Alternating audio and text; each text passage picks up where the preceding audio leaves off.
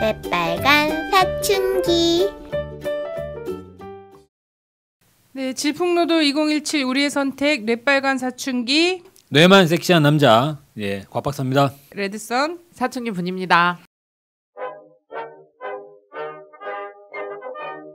국정농단 사태의 핵심 피의자인 박근혜 씨가 구속되었습니다. 서울중앙지법 강부영 판사는 31일 오전 3시 3분쯤 박근혜 씨에 대한 구속영장을 발부했습니다.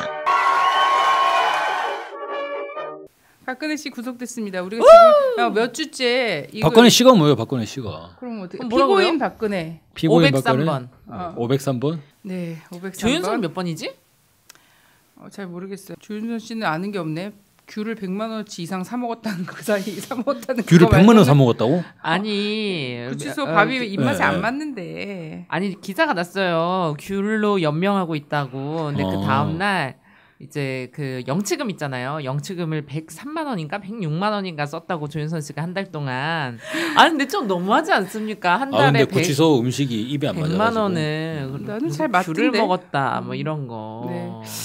제가 고백하건데 제가 2008년에 이제 그죠. 네. 광우병 촛불 딱 끝나고. 끝나자마자 그걸로 덤탱이 좀 근데 쓰여서 갔죠. 예. 저는 영등포구치소를 갔는데 아무래도 영등포구치소가 음식이 더 좋은 것 같아요. 저는 거기서 이 감옥에서 밥을 먹고 느낌이 제가 그때 활동하던 단체 우리 그 사무실 사람들이 먹는 것보다 감옥밥이 더 맛있는 거예요.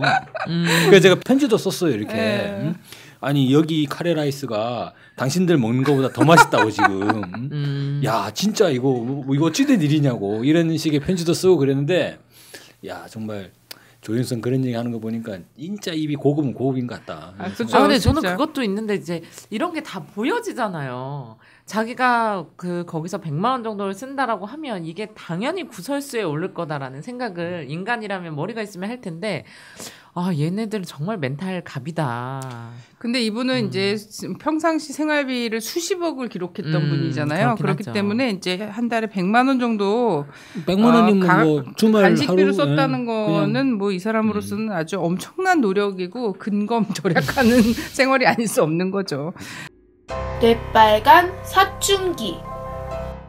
그래서 박근혜 씨가 밥도 뭐 안 먹고 있다 뭐 별별 기사가 다 나더라고요. 아니 또 이제 그 다음에는 바로 본인이 밥 먹고 본인이 설거지를 다 했다며 그런 게 막 기사로 나왔어. 우리 유경수 여사가 기뻐하시겠네요. 네, 딸이 이제 드디어 설거지도 익히고. 아니 근데 이런 게 나는 궁금하지 않거든. 이런 식으로 하는 거 자체가. 근데 그쵸. 여기서 이제 또 하나 보고서는 굉장히 놀랬던 거는 뭐냐면 서울구치소 여사의 미군 수용 그 실에 있어요. 들어가 있어요. 지금 당장은. 그리고 박근혜 씨를 수용하기 위한 별도의 방을 지금 또 따로 만들고 있단 말이에요. 혼거실을 아마 하나 합치는 정도로 두 개를 하나로 합치는 정도로 해서 홍거실 2개를 하나로 합친다고? 그런 것 같아요. 왜냐하면 홍거실 하나에 원래는 몇 명의 수감자가 들어가죠? 홍거실이 이제 서울구치소 원래라고 하는 건 감옥에서 원래라는 게 별로 의미가 없고. 네, 맞죠. 보통. 왜냐하면 서울구치소 같은 경우에는 너무 인원이 많아서 굉장히 좁아요. 공간이. 또 우리 사회 같은 경우에는 빼먹고 돈 없고 하는 경우에는 무죄 추정의 원칙 이런 걸 잘 적용시키지 않고 불구속 수사의 원칙이 지켜져야 되는데 가벼운 그 죄의 경우에 근데 가벼운 죄의 경우에 특히나 빼먹고 돈 없는 경우에 더더욱 구속 수사가 남발되고 있거든요. 뭐 박근혜 씨 같은 사람 구속된 건 당연한 건데 그래서 너무나 많은 사람들이 넘치고 있어요. 그래서 서울구치소 여사 같은 경우에는 홍거실 경우에 3, 4인실, 2, 3인실, 뭐 4, 5인실 뭐 이런 정도로 있거든요. 근데 여기에 이제 늘 수용자가 너무나 많기 때문에 특히나 박근혜 정부, 이명박 정부 시절에는 국민들에게 굉장히 엄격한 잣대를 들이댔단 말이에요. 본인들은 되게 낭창하게 살면서 온갖 불법을 다 저지르면서 그래서 3, 4인실 방에 5, 6인실 들어가는 기본. 그리고 여사가 보통 1층과 2층으로 되어 있고 2개 사동으로 되어 있는데 서울구치소 같은 경우엔 칠판이 없어 그림을 그릴 수가 없네. 나도 완전 그림 그릴 수 있는데 근데 3층 같은 경우에 내 집 안까지처럼 그릴 수 있나요? 그러니까 하여튼 3층 같은 경우에는 창고실로 쓰는 데가 있었어요.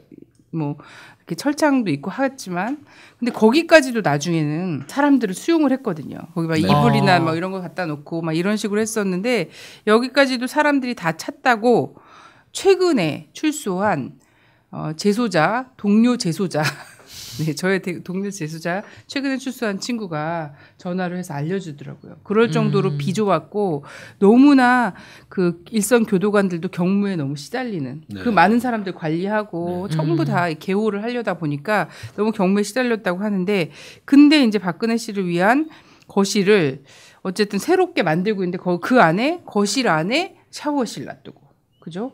그리고 침대 있는 공간 놔두고 그리고 TV 보고 책상 놔두고 이런 완전 정말 훌륭한 원룸. 근데 저는 사실 그렇게 개조하는 것은 문제가 없다고 생각해요. 그죠. 근데 모든 재소자가 모든 그래야 돼요. 재소자에게 저는 그게 동일하게 적용돼야 된다고 생각하거든요. 그죠. 저는 홍거방에 있었던 게 지난 세기였어요. 20세기. 지난 세기. 예. 5, 6인실에 11명. 그래서 칼잠을 자는 거지. 예, 저까지 12명? 예, 11명인데 제가 들어가서 12명이 됐어요. 사람들이 자다가 일어나가지고 뭘로 왔어? 이렇게 물어보잖아요. 국가보안법 법이라는 단어가 끝나기도 전에 사람들이 이제 막 일어나가지고 야야 하더니 대변인 왔다 대변인 뭐 이런 식의 이건 이제 예전에 이런 막 학생운동 하시던 양심수 분들이 이 손에 이런 여러 가지 처우 개선 투쟁들을 많이 하셔가지고 저도 이제 뭐 그런 혜택을 많이 받긴 했는데 근데 저는 딱 느낌이 온 게 대방이라고 하면 그때 저는 10명 생각했거든요 기본으로 그분들이 그렇게 얘기했어요. 원래 한 10명 있는데 요즘에 여름에 좀 이제 범죄가 많아져가지고 맞네 이런 식의 5, 6인실에 뭔데 뭐가 10명이야 원래 근데 그런 수준이었는데 서울구치소에서 여사에는 그만한 대방은 없어요. 근데 네. 동아일보 보도로는 2개의 방을 터서 뭐 이렇게 만들고 있다라는 네, 건데 네. 당장 임시 거처하고 있는 미군 수용 시설 네. 말이에요. 그건 펜션이던데요. 펜션 근데 그거는 펜션 우리 웬만한 대학생들 원룸보다 훨씬 좋던데. 그지 웬만한 대학생들 원룸이라고 얘기하는 것은 월세가 한 50만 원, 60만 원 하잖아요. 5, 60만 원. 그런 원룸이 대학생들 원룸이 5, 6평이에요. 정말 그렇죠. 넓은 방이 이제 막 뭐 맞아요. 7평, 8평 가거든. 아니면 고시원 쪽방 같이 살잖아요. 네. 사실 그게 감옥의 독거실이나 다름없는 시설이거든요. 그러니까 우리 일반 국민들은 흑수저들은 독거실에서 이미 강금 생활을 하고 있어. 네. 예, 그렇게 살고 있는데 이제 박근혜 씨 같은 경우에는 감옥에 가서조차 소파 규정에 의해서 주한미군들은 근데 난 정체성에 맞는 것 같아. 그치. 박근혜 씨가 미군 거기에 들어간 거는 난 너무 정체성에 의미심장하고 너무 함축적이다. 맞는다. 미국 국민으로서 보호받는 것 같은 그런 느낌이죠. 약간 그런 근데 느낌이 여기가 어떠냐면 내가 있을 때는 한 번도 그 미군 방에 누군가 수용돼 있는 거 본 적이 없어요. 왜냐하면 좀 외국인들 굉장히 많아. 동남아 외국인들이나 중국인들 이런 사람도 굉장히 많았는데 미군 그 여군이 들어오는 경우는 그렇게 많진 않거든요. 여기까지 오는 경우, 구속까지 되는 경우, 그러니까 별로 많지 않은데 그래서 늘 비어 있었어요. 비어 있고 우리가 있는 우리 거실과는 약간 떨어져 있어. 근데 운동 나가다 보면 그 거실을 슬쩍 들여다볼 수는 있어요. 네. 근데 거기 완전 입식으로 되어 있거든요. 그래갖고 세면기 제가 보기엔 싱크대로 봤거든요. 어떻게 여기 싱크대까지 있어? 근데 싱크대까지 있어야 소파 어떤 그런 거에 충족을 하게 되는 거예요. 간단한 조리는 한다고. 예, 그죠. 들었는데. 그래서 워낙에는 전자레인지 이런 것도 다 거실 안에 있게 되어 있거든요. 근데 워낙에 이제 여사에는 그걸 쓸 일이 없이 형식적으로 만들어 놨으니까 다 갖춰져 있는지는 잘 모르겠는데 그리고 다른 거실 같은 경우 지나다니면서 교도관들이 감시할 수 있게 창이 복도로 꼭 나 있단 말이에요. 그래서 지나가면서 창으로 이렇게 들여다보기도 하고 그러는데 이 미군 이 거실에는 딱 문에 있는 조그만 그 철창 있잖아요. 조그만 이거 말고는 들여다볼 수 있는 데가 없어요. CCTV도 뺐다고 하더라고요. CCTV 있으셨죠? 저 있었어요. 네. 저 이틀 동안이나 CCTV가 있는 방이라는 걸 모르고 그 방에서 뭐 혼자 막 체조도 하고 막 내복바람에 체조하고 막 이러고서 있었는데 체조하다가 어느 날 갑자기 CCTV랑 눈이 마주쳤어요. 그 즉시 이제 항의했더니 자살 위험이 있어서 원래 이렇게 하게 사회적으로 너무 이제 큰 충격과 개인적 충격에 이런 거 휩싸여 있는 사람들 같은 경우에 CCTV가 있는 방에서 당분간 보호하게 되어 있다는 거예요. 그래서 나는 고지를 받은 바 없고 그리고 나는 절대로 뭔가 사고가 나더라도 내가 나를 자해하거나 자살을 해서 일어난 일이 아니다. 그럴 사람이 아니다라는 걸 이렇게 얘기하고 항의하고 이제 CCTV를 종이로 가렸어요. 근데 이제 박근혜 씨 같은 경우에는 더더욱 제가 그런 처우를 받았다면 박근혜 씨 같은 경우에는 더 큰 충격에 빠져야 되잖아요. 하늘 꼭대기에서 추락한 건데. 어쨌든 박근혜 씨는 CCTV를 뺀 대신에 교도관을 7명을 배치했대요. 박근혜 씨 주변에. 전담부 교도관. 그래서 7명이라고 나오고 있는데 사실 경무에 시달리거든요. 교도관 머릿수 굉장히 부족해요. 근데 서울구치소 특히 그렇다. 아니 나중에 그거 확인해 봐야 돼요. 그 7명 네. 중에 교도관 중에 전직 미용사가 있을 수도 있어요. 사람들이 안 그래도 그 중에 2명 올림머리 막 이렇게 막 얘기를 하더라고요. 아유, 얘기할 게 너무 많은데 어쨌든 저는 박근혜 씨 뭐 독거실 꾸며주는 건 괜찮아요. 그러면 모든 재소자들이 그렇게 인간적인 생활을 할 수 있게 그런 수용 시설을 전부 다 이제 좀 개조하는 것 이게 이제 한국의 법무부가 좀 할 일이 아닌가. 그리고 구속 수사에 대해서 좀 더 엄정해 주는 거. 있죠.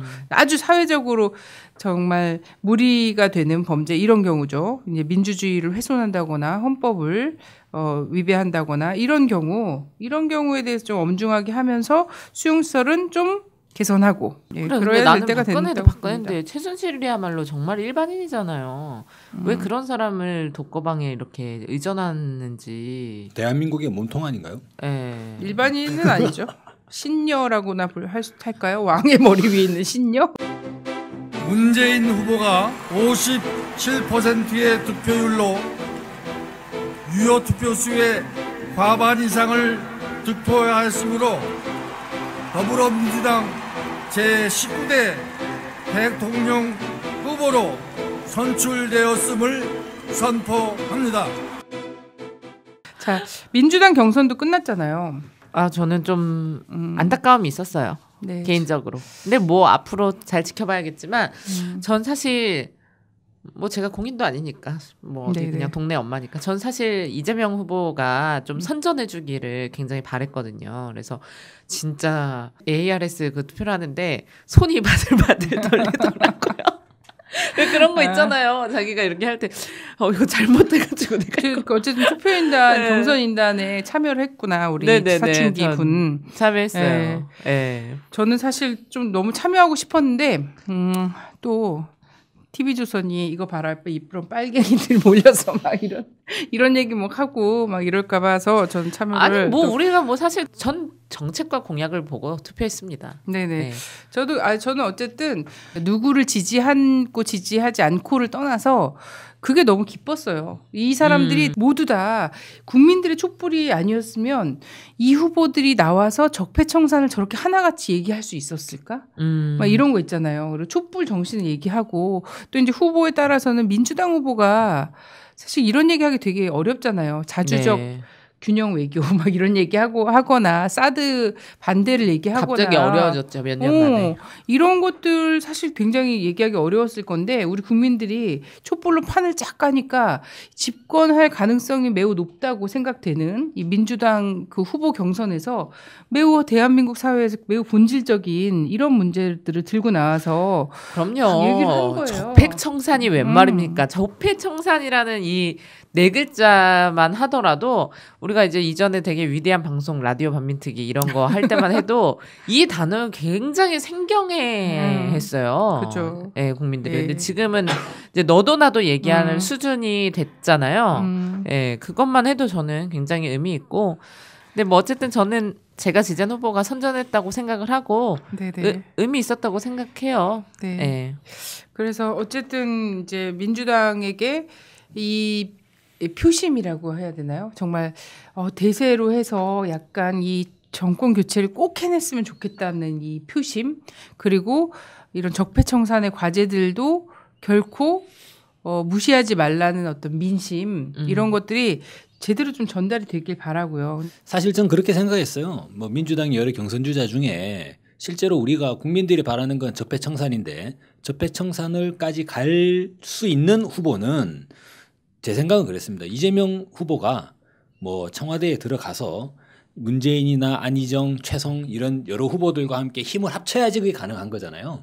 적폐를 청산하는 게 단순히 이재명 혼자 뭘 할 수 있다 그거는 말도 안 되는 거고 또 마찬가지입니다. 문재인 후보가 청와대에 들어간다 하더라도 문재인 혼자 뭘 해가지고 적폐를 청산한다 이건 말도 안 되는 거거든요. 네. 저는 지금 문재인 후보께서 여러 이제 경선에서 경쟁하셨던 이재명, 안희정, 최성 이런 분들을 전부 다 받아들여서 뭔가 종합적인 그런 이제 내각을 구성하겠다라는 이런 내용들을 좀 밝히시고 적어도 이런 거 있지 않습니까? 이재명 국가정보원장 이재명 예. 그리고 행정자치부 장관 이런 거 이제 뭐 안희정 내지는 국무총리 안희정 그런 식으로 전체적 내각을 이렇게 공동 내각을 발표해버리는 게 어떠냐. 그러면 이 민주당의 역량들이 이를테면 안희정 지지자나 이재명 지지자들 그리고 이제 문재인 지지자들 이런저런 서로 협력하는 모습도 있었습니다만 또 이제 안 좋은 모습들도 있었던 건 사실이니까 그런 부분들을 전부 다 모아내고 촛불의 열기를 다시금 불러올 수 있지 않나. 그렇게 됐을 때 촛불의 열기 속에서 함께해서 이제 사실상 민주 수호를 해나갈 수 있는 그런 여건이 열리지 않나. 그래서 저는 경선 결과가 중요한 게 아니라 경선 이유가 좀 중요하지 않냐.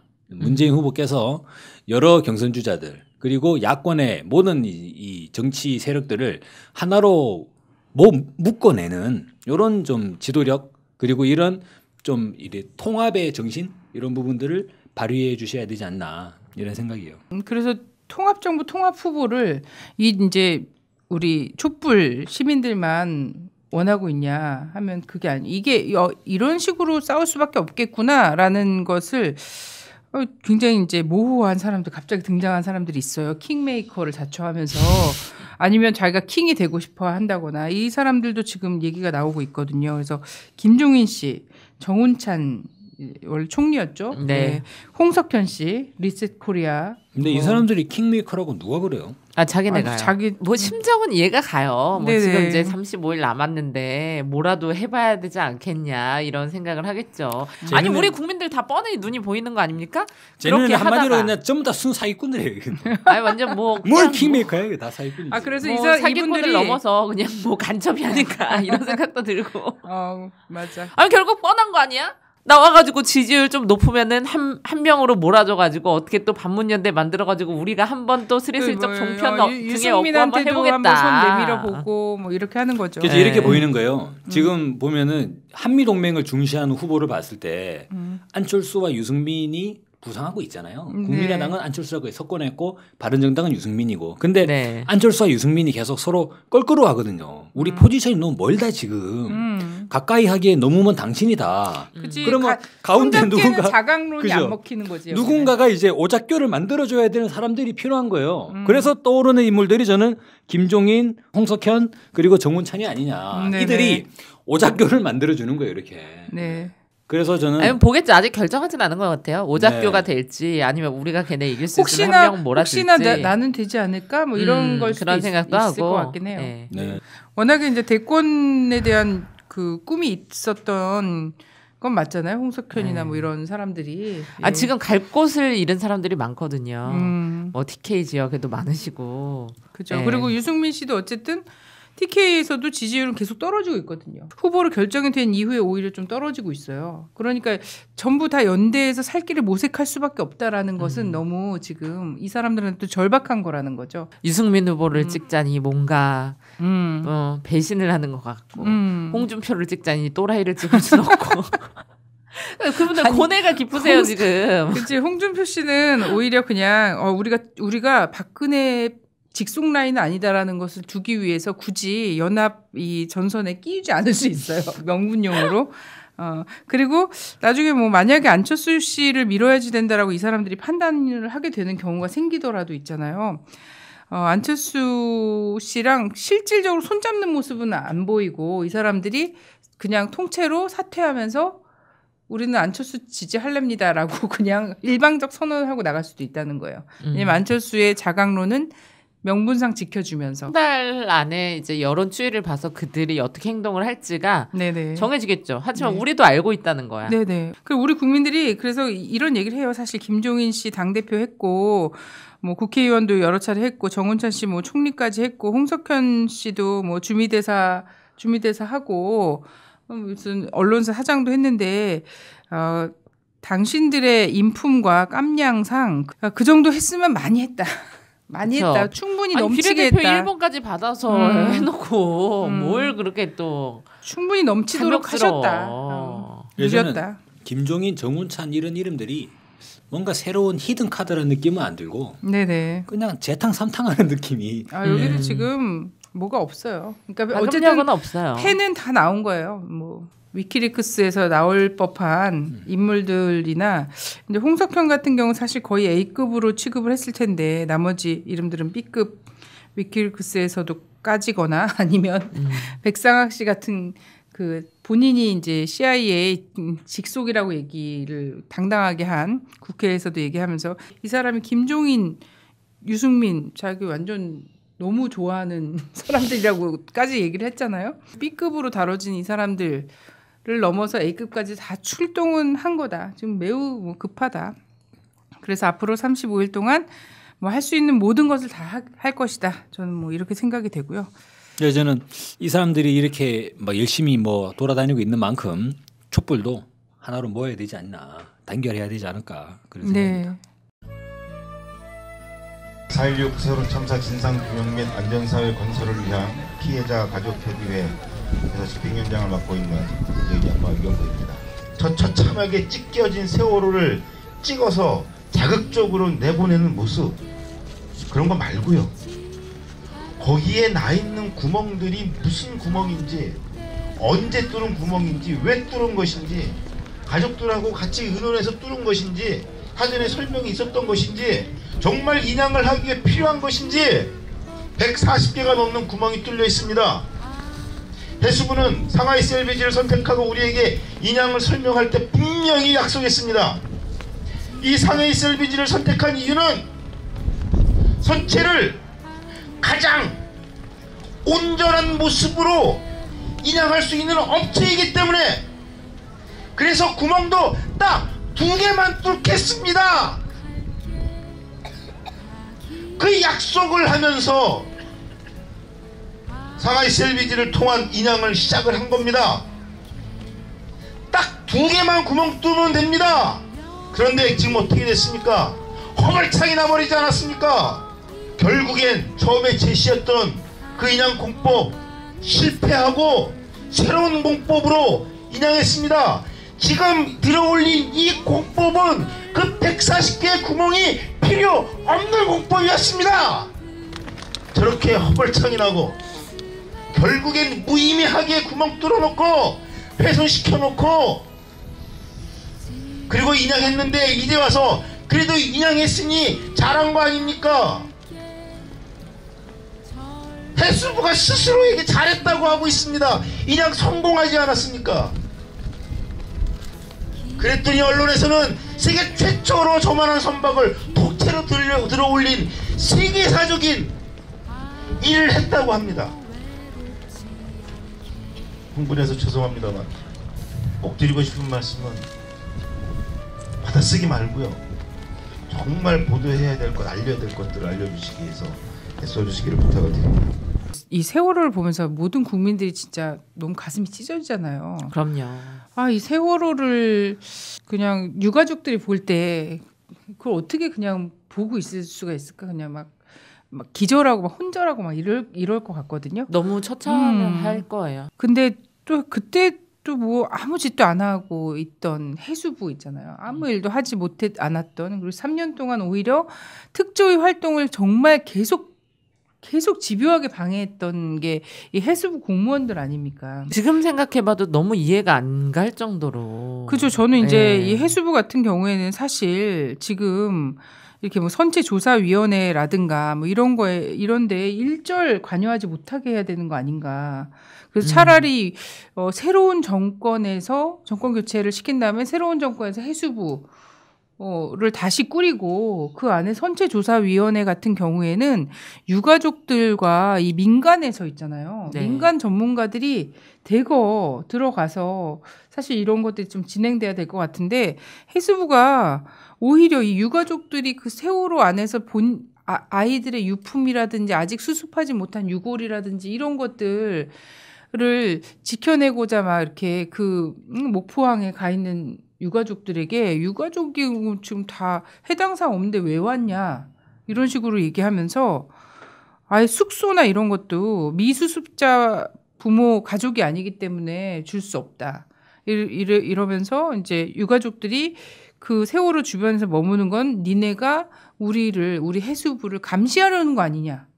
이런 논리를 하고 있어요. 정말 뭐 도둑이 재발 저리는 거 아닌가요? 진짜 너무 속상해요. 생각하면. 그래서 지금 유가족들이 너무 그 세월을 앞에 두고도 발을 동동 구르는 거예요. 뭐가 자꾸 없어지잖아요. 눈앞에서. 걔네가 뭘 빼가고.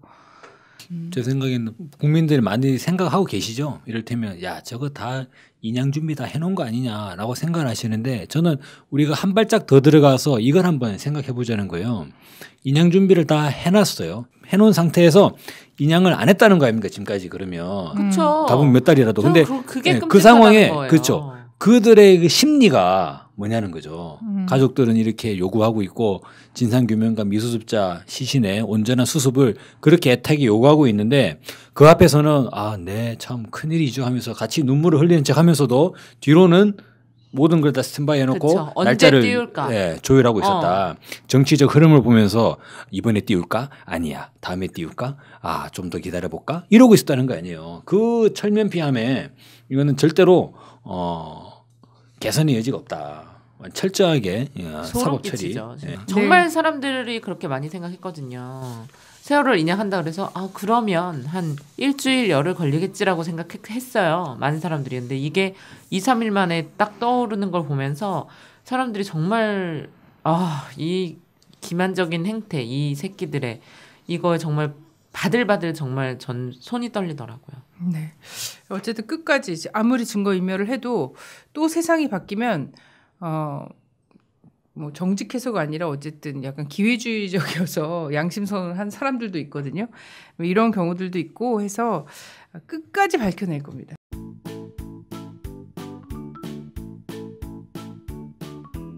안녕. 인자와 정치인 친구들의 인자예요. 오늘은 공주가 잡혀갔다 놀이를 해볼 거예요. 자, 그럼 우리 친구들 먼저 공주가 잡혀갔다 놀이를 하기 전에 다 같이 기쁨을 만끽해볼 거예요. 따다다다다다다.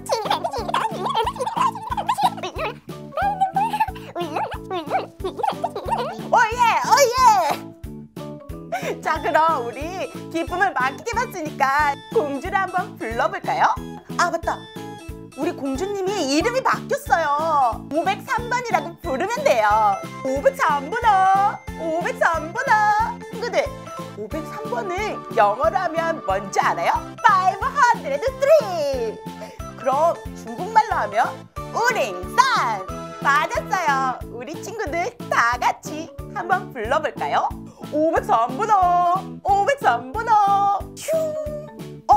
우리 503번이 기분이 좋은가 봐요. 이름이 바뀌어서 기분이 활짝 펴졌어요.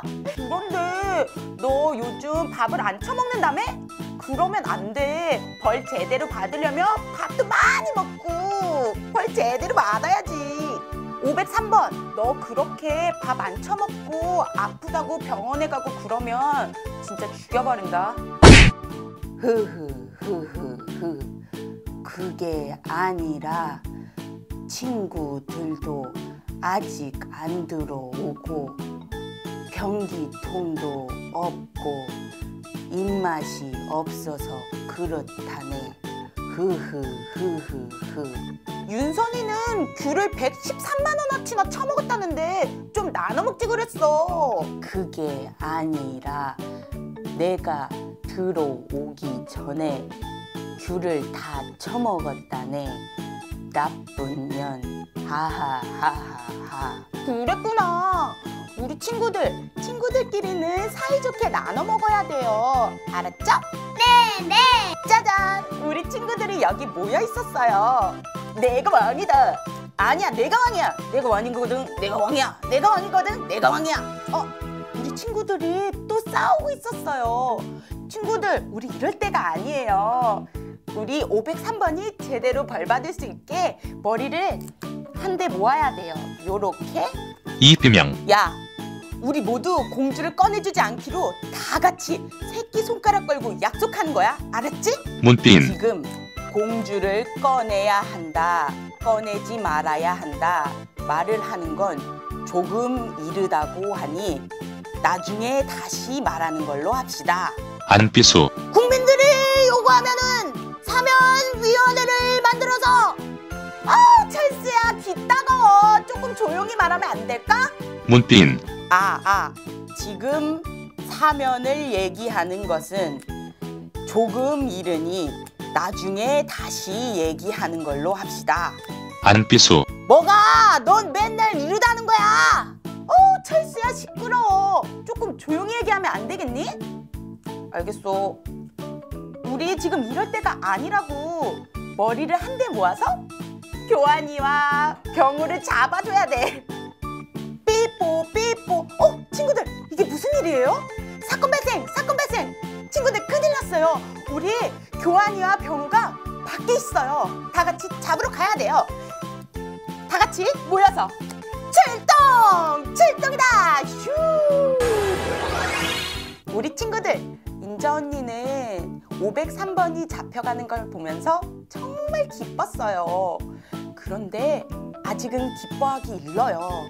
왜냐하면 503번 친구들이 아직 다 모이지 않았거든요.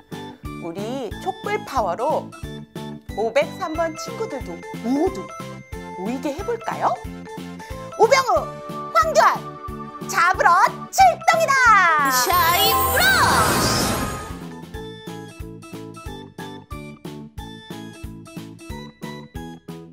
네, 2부에서는요.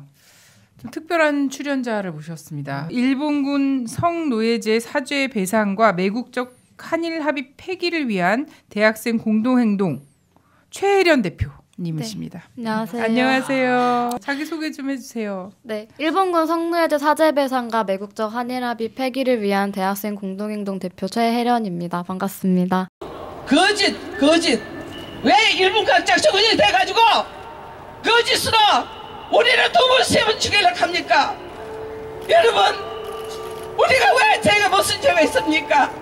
조선의 딸로서 곱게 자랐는 죄밖에 없는데 왜 그거 가서 위안부가 아닙니다. 나는 말하는 이유 없습니다. 여기 앉아있는 기준 원옥입니다. 이런데 위안부라고 했습니다. 끄고 가서 위안부를 만드는 일본 그 죄도 모르고 아직까지 마음만 하고 오리발 내고 있는 저 일본을 그냥 둬서 되겠습니까? 너무 분하고 너무 억울하고 너무 서러웠어요. 그러나 오늘 이렇게 나와서 여러분들을 배울지게 많은 여러분들이 힘을 주셔가지고 저는 외롭지 않아요. 지금부터 끝까지 싸울 겁니다. 2015년 12월 28일이었죠. 예, 2015년 12월 28일 그 후부터 지금 계속 그쵸. 네. 네네 소녀상 지킴이 활동을 하고 계신 거예요. 네. 아 이렇게 오래될 줄 알았어요? 아니요. 진짜 몰랐어요. 저 올겨울에도 우리 촛불 집회할 때마다 그 옆에 맨날 또 지나가면서 보고 막 이러는데 네. 천막도 못 치고 비닐 둘러쓰고 계속 맞아요. 들어앉아 있으시더라고요. 네. 근데 진짜 끈질기게 하는 거 보고 아마 외교부나 일본 정부도 깜짝 놀랐을 거예요. 네. 네. 이거 어떻게 460일이 넘도록 지금 이 농성장 지키고 있는데 대학생이면 또 학생의 또 본분으로 한 번도 그런 적은 없지만 공부를 또 해야지 되고 하는데 학생의 본분이면은 네. 침묵의 거리에 짱돌을 던져. 그런 거 촌스러운 사람들. 그거 지난 세기의 이야기고. 그래, 촛불을 지금은 밝혀야죠. 촛불을 들어야죠. 네네. 그래도 어쨌든 출석이 우리 때보다 되게 엄정해졌어. 우리 때 지금은 맞아. 네. 정유라나 대리 출석도 하고 이러는 걸로 보여지지만 우리 때 대리 출석 되게 흔했거든요. 아, 근데 진짜? 지금은 네. 그렇게 못한다 그러더라고. 네. 어떻게 하고 계세요? 휴학? 네, 휴학을 했고요. 올해로 아이고. 2년째 휴학을 하고 있어요. 사실 요즘 대학생들이 휴학 많이 하잖아요. 네, 등록금 네. 너무 비싸기도 하고 네. 취업난 때문에 네. 오늘도 뉴스에 나왔는데 20대 30대 한 번도 취업을 해본 적이 없는 사람 이제 10만 명이 넘어섰다고 이렇게 나오더라고요. 그래서 휴학도 많이 하고 막 이런데 다 이제 본인의 살 길을 위해서 막 이런 네. 휴학들을 할 수밖에 없는 처지로 내몰리는데 우리 대표는 이 소녀상을 지키려고 지금 휴학을 하고 있어요. 네. 집에서는 어떠세요? 처음엔 말씀을 안 들었어요. 제가 소녀상 또 아무래도 길에서 잠을 자는 건데 딸이고 또 그게 사실 남녀 구분 없이 그냥 자요. 좀 그게 어려워서 그래서 그런 걸 말씀을 안 드렸는데 이제 페이스북을 보고 너 길에서 자니? 이렇게 연락이 와가지고 이제 말씀드렸죠. 소녀상을 지키고 있는 거나 왜 그렇게 하고 있는지. 그래서 휴학하는 게 처음에 휴학하는 거는 거의 반대를 너무 많이 하셨는데 이번 학기에 할 때는 휴학할 거지? 그래서 그러니까 네, 휴학하게 그냥 내비두더라고요. 네. 그래서 그냥 지금은 되게 지지해 주시고 네, 그렇게 하고 있어요. 아무래도 이사는 전 국민적으로 이렇게 많이 갈리지 않고 많이 응원을 또 많이 해주시니까 네. 저는 제 아들이 만약에 그런 일을 한다면 자랑스러워할 것 같긴 하거든요.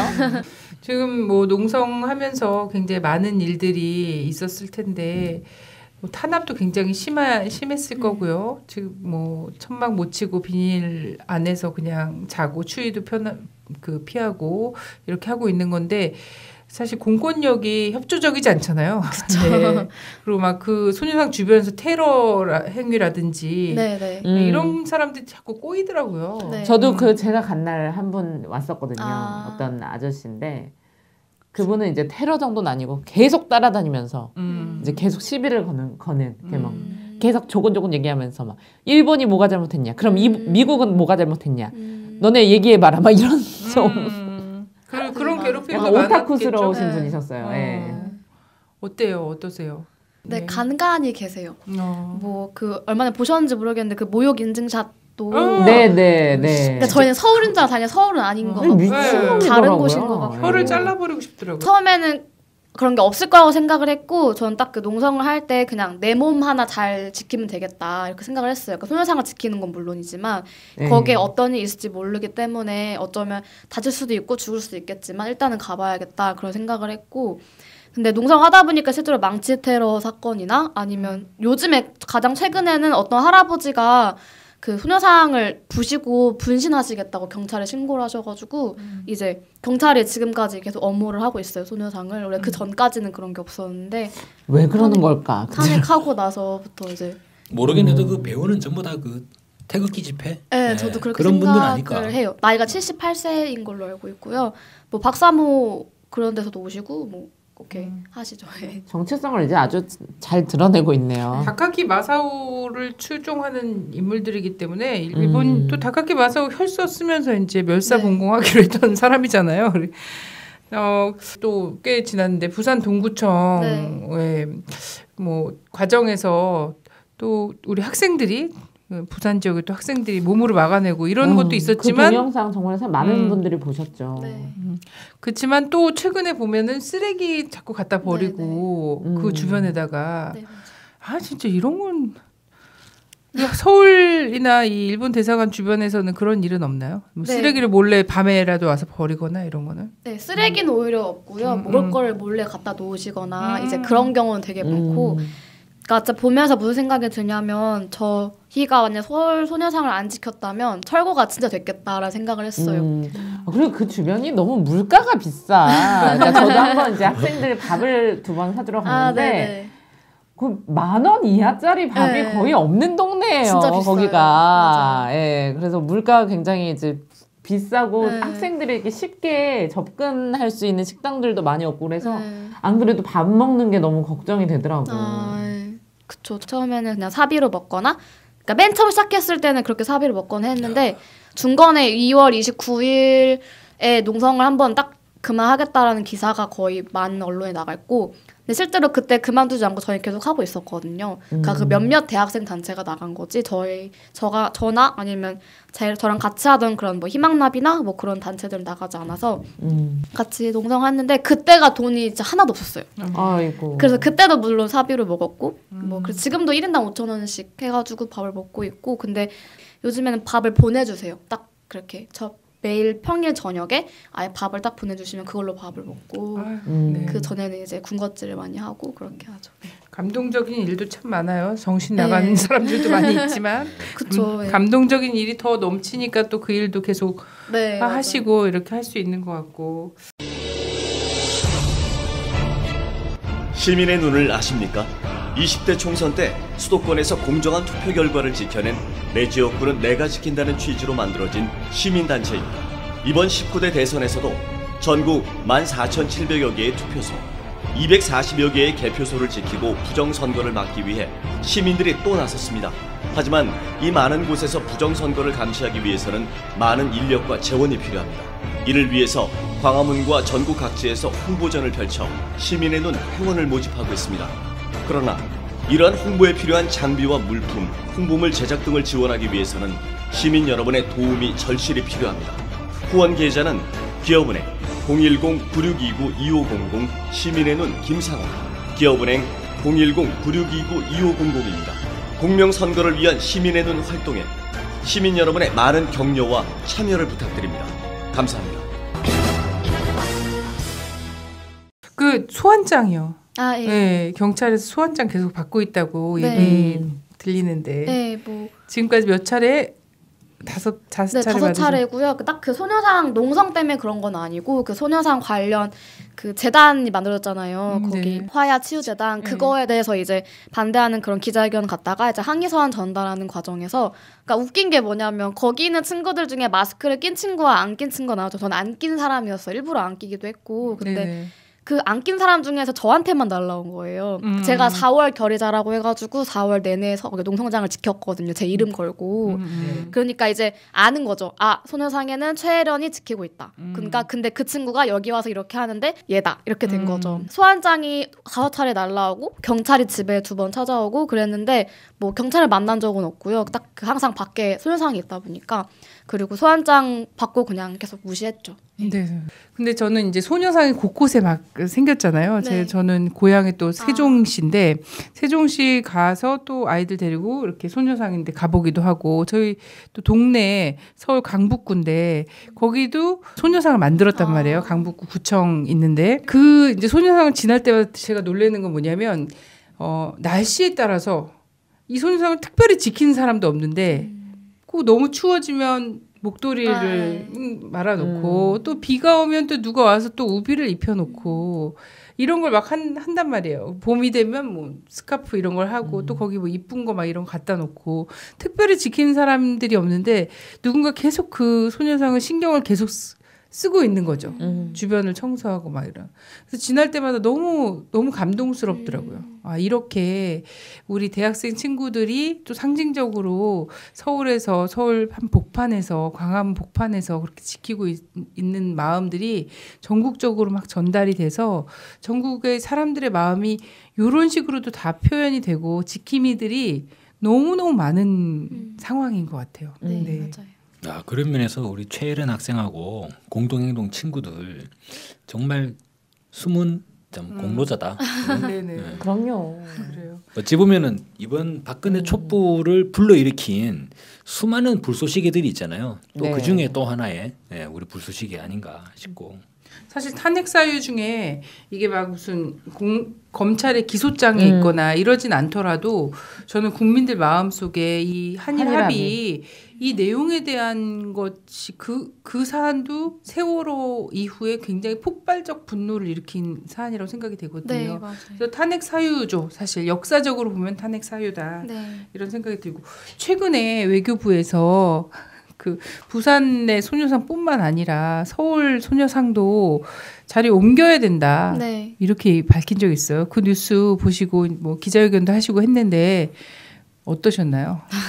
이런 질문한 건 오문 같긴 한데 진짜 열받아. 네, 진짜 열받아요. 저게 도대체 누군가 저 일본 놈들인가.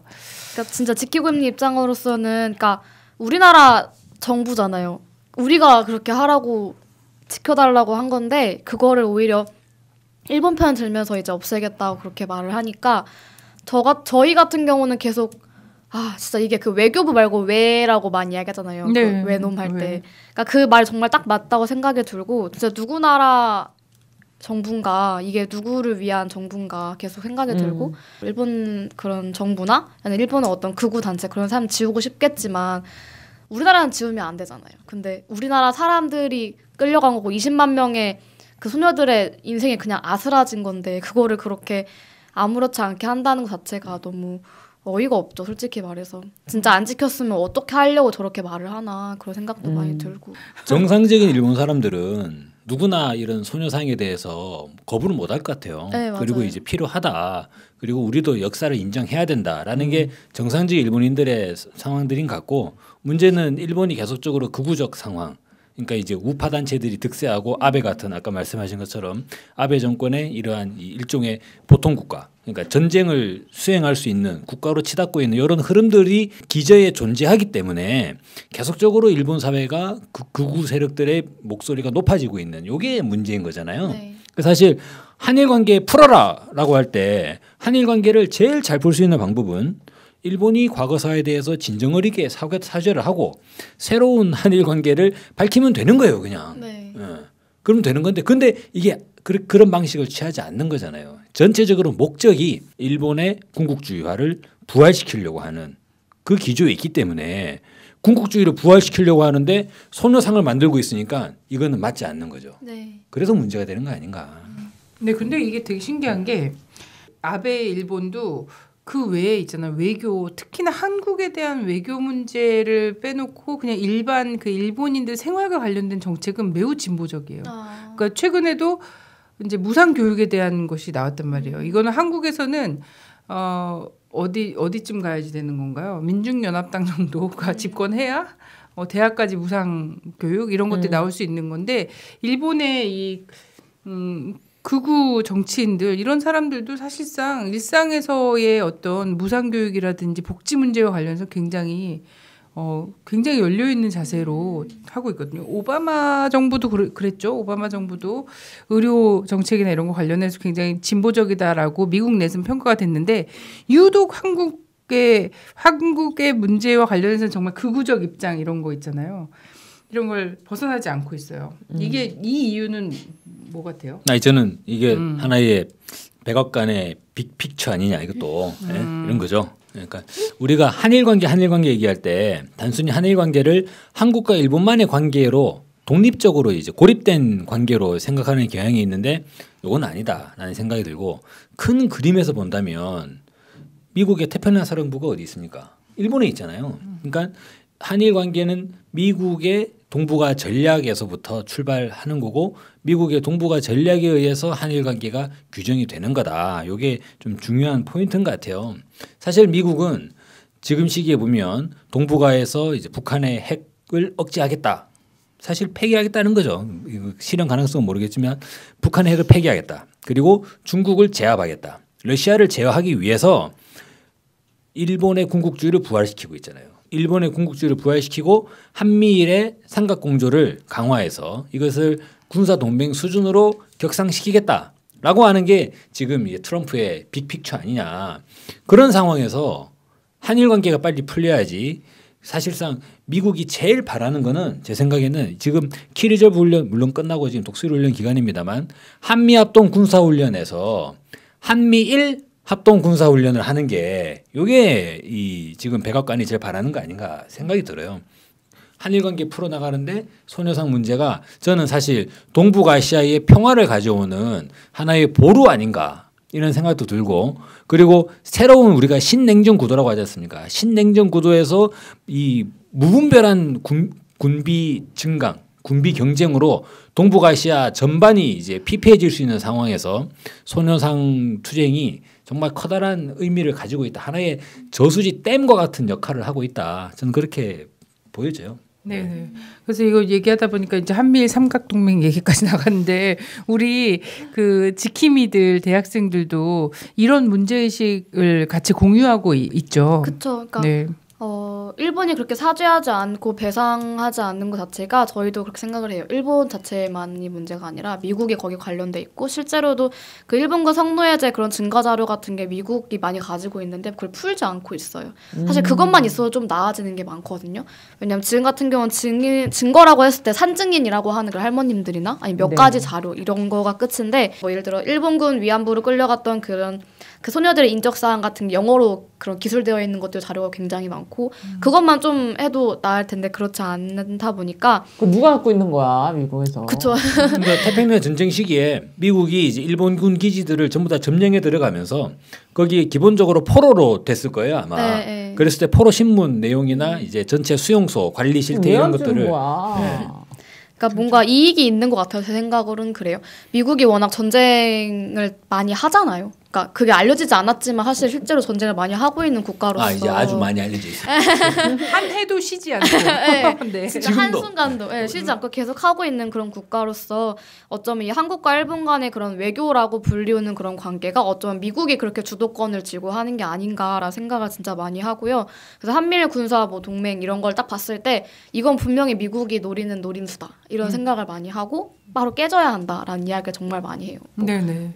그래요. 그래서 미국이 사실 그때도 12월 28일 날 한일 간의 협정이 타결이 됐다는 소식을 듣자마자 쌍수 들어서 매우 환영을 했죠. 그리고서 한일 군사정보 보호협정 얼마나 이명박 때부터 계속해서 추진을 했지 않습니까? 미국의 압력으로. 안달이었지. 그러니까. 주권방송이 미랄영농조합법인과 함께 우리밀 라면을 판매합니다. 수입산 밀이 아닌 완전 토종 호밀과 안진뱅이 밀로 만든 건강한 우리밀 라면입니다.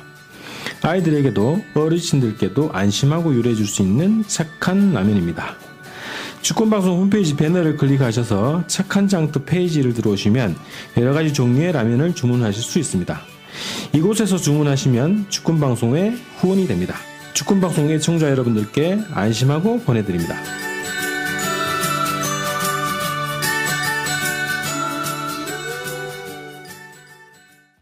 뭐라 그래야 될까요? 사대주의에도 또 미국에 대한 거랑 일본에 대한 게 또 약간 그 무게감이나 이런 것들이 다르다는 게 최근에 대선 주자들이요.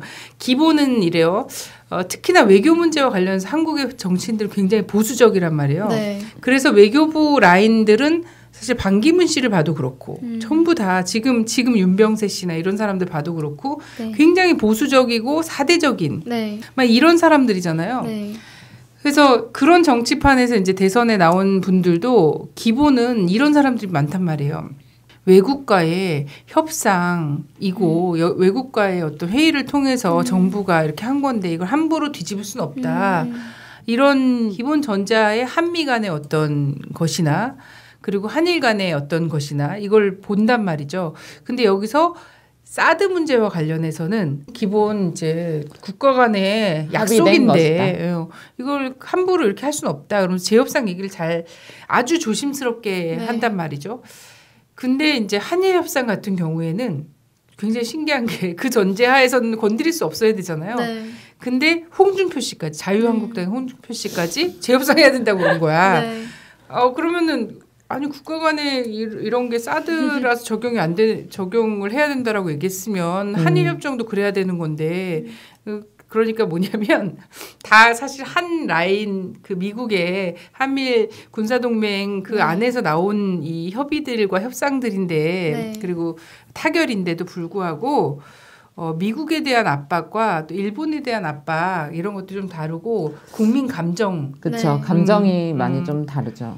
표계산이 되는 사안 뭐 이런 것들이 있는 거죠. 근데 뭐 재협상이 뭐가 의미가 있겠어. 또 공개 안 하고 뭐 이러면 완전 그 범죄자잖아요. 박근혜가. 그렇죠. 범죄자고 국정농단을 했고 외교농단을 했으므로 무효화하는 게 좀 맞지 않나. 그렇죠. 네. 대선 후보들 이제 대충 결정됐잖아요. 그래서 꼭 하시고 싶은 얘기 있으면 하세요. 뭐 보실지 모르겠지만 저희가 듣도록 어떻게 전해드릴게요. 귓구멍을 열고 듣도록. 일단 한일 합의 때문에 저희가 그렇게 지금 462일째 소녀상을 지키고 있는데요. 2015년 12월 30일부터 있거든요.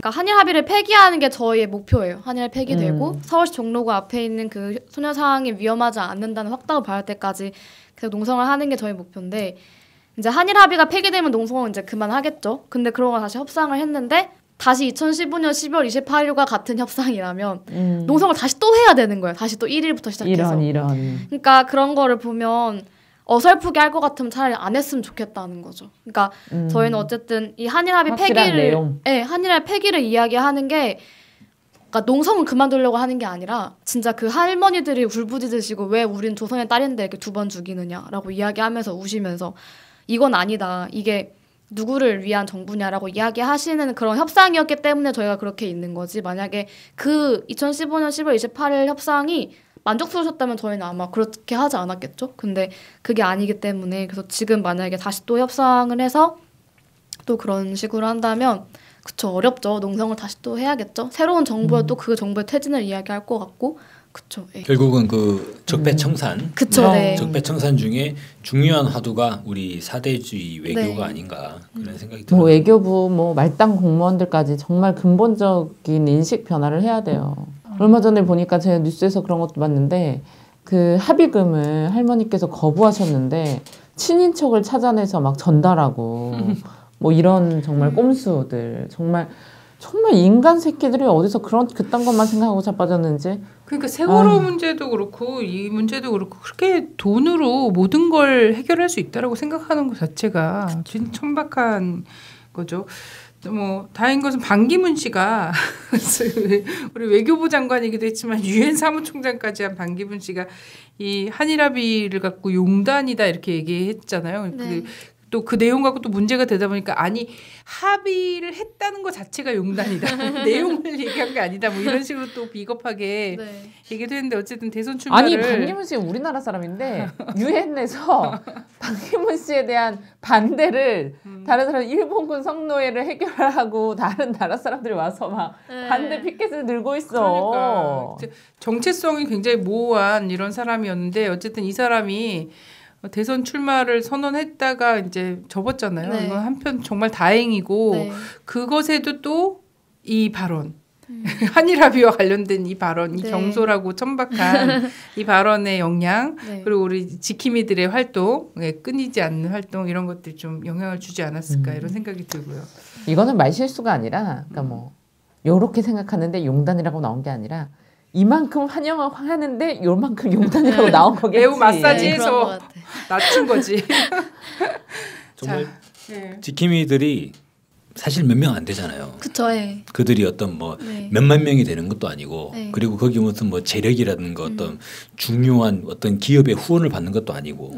근데 그런 이 몇 명 이 농성단들이 어떻게 한 나라의 정책을 이렇게 영향을 줄 수 있느냐. 여기는 기본적으로 지금 우리 위안부 할머니들의 이 문제에 대해서 이 투쟁하고 저항해 나서는 게 국민들의 민심이기 때문에 그래요. 5천만 국민들이 마음으로 모든 사람들이 다 우리 최효련 씨와 함께 하지 않겠나. 네, 맞아요. 물론 이제 바쁘고 그리고 또 이제 한번 가보려고 하니까 또 상황이 여의치 않고 그런 것이지 이 민심과 함께 하기 때문에 지금의 이 소녀상이 지금까지 지켜지는 그런 기적이 있었다고 보고 앞으로도 그럴 것이다라고 생각을 합니다. 그 근처 강화문 그 근처 지나가시는 이제 분들 있으면 한번 이제 들려서서 화이팅도 해주시고 이제 그 근처에 가시면 이제 조금 내려가면 이제 삼계탕집. 아 맞아 삼계탕집 있어요. 그래도 이제 뭐 인스턴트 이런 거 편의점 많이 이용하면 또 몸도 상하고 하니까. 여유 되시는 분들 삼계탕도 좀 사주시고 이렇게 하면 좋을 것 같네요. 네, 감사합니다. 뇌빨간 사춘기.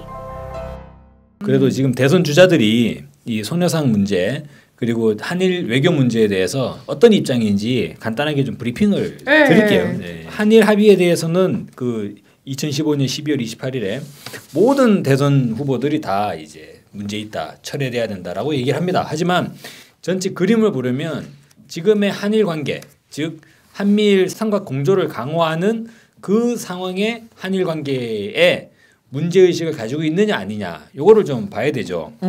홍준표 위안부 합의는 철회해야 된다고 하면서도 뭐라고 얘기하냐면 사드 문제에 대해서는 이제 중국의 보복에 단호히 대응해야 된다. 다시 말해가지고 미국이 추구하고 있는 한미일 군사 공조를 강화하고 미사일 방어 체제를 강화하는 이 정책은 전면적으로 찬성을 하고 있어요. 홍준표 이렇게 거론할 필요는 없을 것 같은데. 대선 주자로 네. 인정할 필요는 없을 것 같아요. 알겠습니다. 우리가. 좋습니다. 그러면 국민의당 안철수 위안부 합의 재협상으로 해야 한다고 얘기합니다. 하지만 잘 보면 한일 군사정보보호협정 여기에 대해서는 뭐라고 하고 있냐면 양국 정부가 체결한 협정을 차기 정부에도 뒤집는 것은 뭐라고 했는지 아세요? 불가능하다 그랬어요. 불가능하다. 어렵다도 아니에요. 불가능하다. 완전히 이거 맛이 간 거지 지금. 그럼 어떤 입장이냐면 유체이탈화법이죠.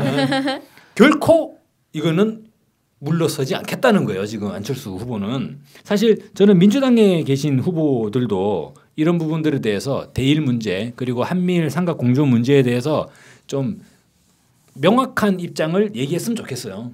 사실 문재인 후보도 좀 저는 좀 불안해요. 어떻게 얘기하냐면 이상해요 좀. 보여? 이상해. 유연하면서도 당당하게. 뭔 말이에요 이게? 유연하면서도 당당하게 국익을 실현하는 외교를 펼치자. 다 가졌네요. 네. 우리 지난 방송 때 우리 김태형 선생님께서 대선 주자 심리 분석하셨는데 정말 그대로 들어맞는 것 같더라고. 또 뭐 어떤 얘기 있는지 아세요? 일례로 보면 주한미군 방위비 분담금 관련된 내용이 있어요. 여기서 뭐라 그랬냐면 당당하고 합리적으로 문제를 해결해야 된다. 아니 용감하고 씩씩하게 해결하지. 용감하고 씩씩하게는 안 되는 거예요. 슬기롭고 지혜롭게. 그러니까 용감하면서도 현명하게. 뭐 이런 식이라니까. 예의 바르면서도 당당하고. 그리고 또 뭐라고 하는지 아세요? 사드 배치에 대해서는 잘 보세요. 슬기롭고 지혜롭게 하세요? 이쪽 저쪽 가능성을 열고 합리적 결정을 내리는 게 옳다. 그렇죠. 뭔 말이에요? 네, 그렇죠. 아니 저 이런 부분이 있기 때문에 지금 좋다, 이런 좋아. 부분이 있기 때문에 사실 똑같고 말해가지고 일본 놈들이 우리 알기를 그냥 너무나 만만하게 아는 거 아니냐 이거죠. 한국 외교를 촛불의 민심을 등에 업고 있는 우리 이제 이 정치 세력이라면 명확하게 그죠? 네. 국민들의 요구에 그러니까 그렇게 나가겠다라고 해서 이 일본군 이 위안부 관련한 합의 전면 무효 그리고 완전히 새로운 한일 관계를 재정립하겠다. 당장 사과해라. 당장 사과하고 새로운 한일 관계를 정치는 없는 건가요 지금 우리나라에? 언론에서 철저히 소외되고 있긴 하지만 있어요. 민중연합당의 김선동 후보가 어떤 얘기를 하고 있냐면 조약 체결 절차법을 제정하자 이런 얘기들 했어요. 그래서 위안부 합의 문제나 이제 사드 배치 이런 부분들에 대해서 제동을 걸 수 있어야 된다라는 얘기들을 했고 사실 진보 진영이라고 하면 진보적 정치인들이라면 누구나 다 공감할 수 있는 내용들이 아니냐. 그 한일 외교 문제 굴욕 외교가 아니라 당당한 자주 외교로 외교를 전환하자는 것 이게 대한민국이 풀어나가야 될 대표적인 적폐 아니냐. 그렇죠. 우리는 구체성을 원해요. 용감하고 슬기롭게 뭐 어떻게 언제 풉니까? 뭐 바른 생활도 아니고. 자, 적폐. 대한민국 적폐에서 가장 핵심 부분이에요. 외교 통상 라인을 정리하는 거. 요거 정말 적출 수준의 수술이 필요한 부분이라고 생각이 되고요. 우리 대학생 공동행동 최혜련 대표님 오늘 나오셔서 너무 좋은 말씀 많이 해주셨는데 오늘 매우 안타깝게도 우리 그 일본군 성노예제 피해자 할머니이시죠. 이순덕 할머니께서 네. 또 운명을 달리하셨어요. 그래서 지금 현재 이 할머니 같은 경우에 이제 19살 때 19살 때 밭일을 하고 있다가 나무를 캐고 있다가 배고프지 않게 돈도 주고 이렇게 한다는 그런 게임에 빠져나가서 부모님한테 작별도 못하고 끌려가셔서 고난의 삶을 살아오신 분인데요. 지금 현재 이 할머니께서 돌아가시면서 우리 곁에는 38분의 할머님이 계시거든요. 이 할머니들이 또다시 운명을 달리하지 않고 그럴 때 우리 이런 문제들이 좀 해결이 되고 좀 마음 놓고 그 저승길을 가실 수 있게 이 세상을 좀 바꿨으면 좋겠다 이런 생각이 많이 드네요. 그러니까 뭐 홍준표, 뭐 유승민, 뭐 이런 또라이들 막 얘기 많이 있지만 그래도 항상 이런 분들을 보면 정말 희망이 막 샘솟아요. 네. 막 정말 확신이 생기고 좋은 나라가 되겠다 이런 생각이 많이 들어요. 지나갈 때 보면은 약간 너무 한두 명이 이렇게 막 네. 지키고 있고 이런 거 볼 때는 너무 좀 약간 미안하고 좀 쓸쓸해도 보이고 그래도 가서 또 막 말을 걸고 힘내라고 막 이렇게 할 수 있는 주변 머리도 좀 없고 해서 그냥 지나가고 이렇게 보고 오늘은 몇 명 있나 이렇게 보고 지나가고 이런 적이 굉장히 많고 저뿐만 아니라 그런 사람들이 많을 텐데 근데 그 몇 명의 실천이 전해주는 전국에 이렇게 퍼지게 한 힘 이런 것들 굉장히 파워풀하다 이렇게 생각하시고 늘 힘을 내시고 그러셨으면 좋겠습니다. 이후에 활동 계획이 있으면 마지막으로.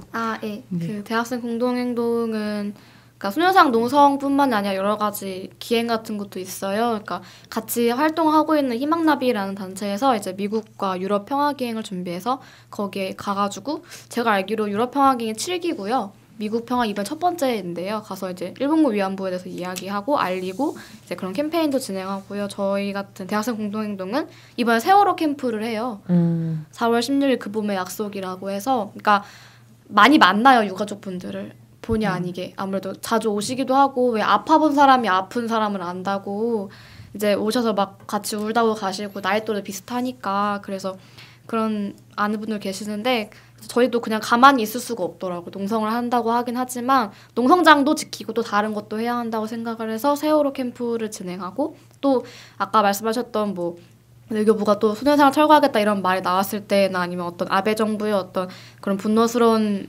뭐 언행이 있었을 때 저희는 기자회견을 하거나 1인 시위 같은 것도 진행하고 앞으로 할 수 있는 건 정말 많은 것 같아요. 네, 많이 해야 될 거라고 생각을 하기도 하고 그러니까 한일합의 폐기되기 전까지 얼른 빨리빨리 많은 일들을 하고 싶기도 해요. 빨리 싸워서 할머니 더 돌아가시기 전에 이제 영정사진이 아마 저희 앞에 놓일 거거든요.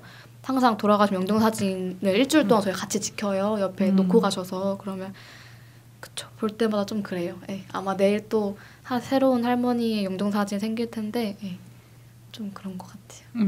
네. 자, 우리 국민 여러분, 시청자 여러분, 우리 대학생들한테 힘을 많이 주세요.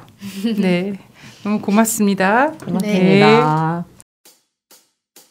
뇌빨간 사춘기가 제안하는 외교 공약. 하나, 한일합의 즉각 폐기. 둘, 청와대, 독도, 마라도의 소녀상 설치.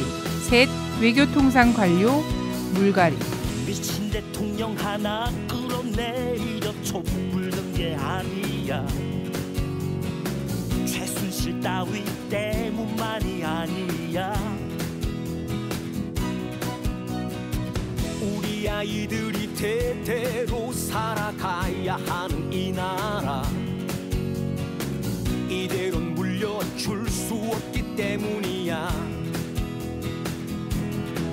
한 번도 청산하지 못한 친일파 그 찌꺼기 새누리 조중동 재벌 권력의 개노릇하는 경찰 검찰 만하게 뿌리 국정원까지 이제 쳐낼 것은 쳐내고 이제 버릴 것은 버리고 제대로 다시 만들자 당당한 대한민국.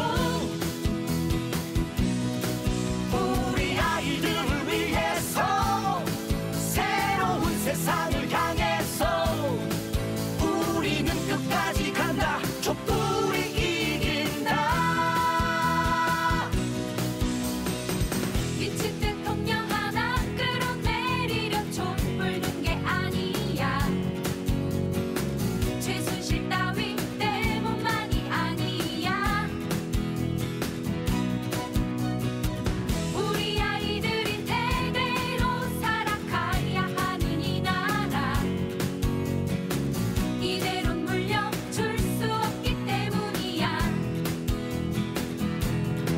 한 번도 청산하지 못한 친일파 그 찌꺼기 새누리 조중동 재벌 권력의 개노릇하는 경찰 검찰 만하게 뿌리 국정원까지 이제 쳐낼 것